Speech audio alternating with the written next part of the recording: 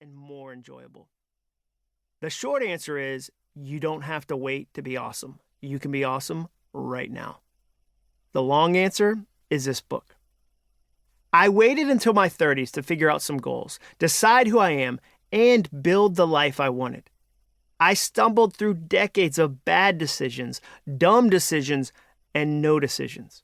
But if you remember only one thing from this book, remember this. I didn't have to. You don't either.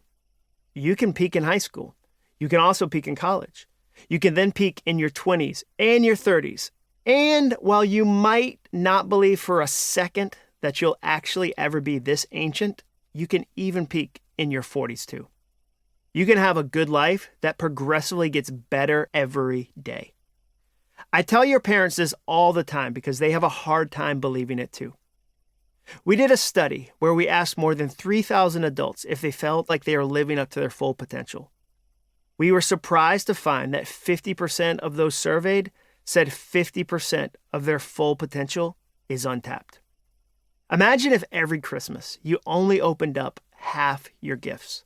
You could see the rest. There was a whole pile of them in the corner of the room, but you never got to them.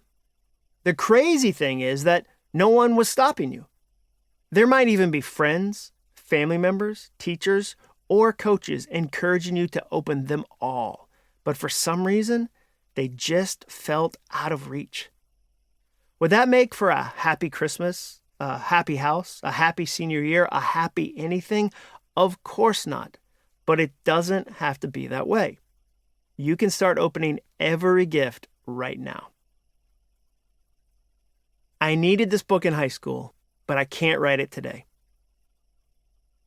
If I could go back in time, I'd give this book to that freshman me with the striped eyebrow.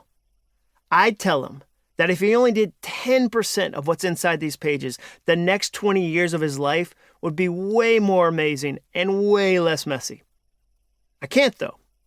Try as I might, there's no Back to the Future DeLorean in my driveway. But I can give you this book, and I know it'll help because I didn't even write it.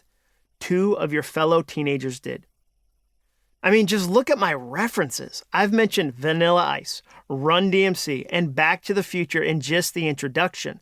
I'm closer to retirement age than I am to high school age. Although I've been where you are, I'm not there anymore.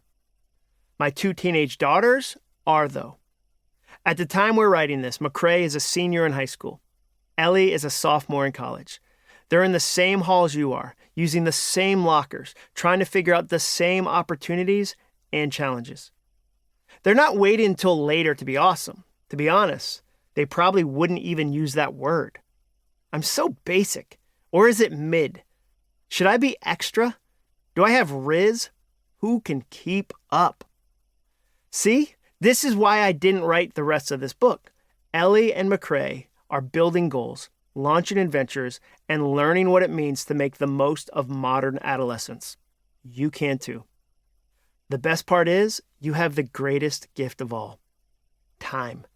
Being young is like being a billionaire in the one resource every adult wishes they had. You make Harry Styles, Steph Curry, and Taylor Swift look poor when it comes to time. What will you do with yours? How will you spend it? Who will you become? How will you win? We're about to find out. Please just promise me that if you ever run into a short, winless point guard making questionable facial hair decisions, you'll pass on a message. Tell him, you don't have to wait to be awesome. You can be awesome right now. Chapter 1. The future is ours. There are 2 questions every teenager has said in school at least once in their lives. Number 1, will this be on the test? Number 2, will I ever use this later in life?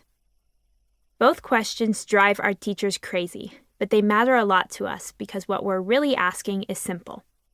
Number 1, is this important today? Number 2, will this be important later? Do I need to know the political implications of the Suez Canal in order to pass this test?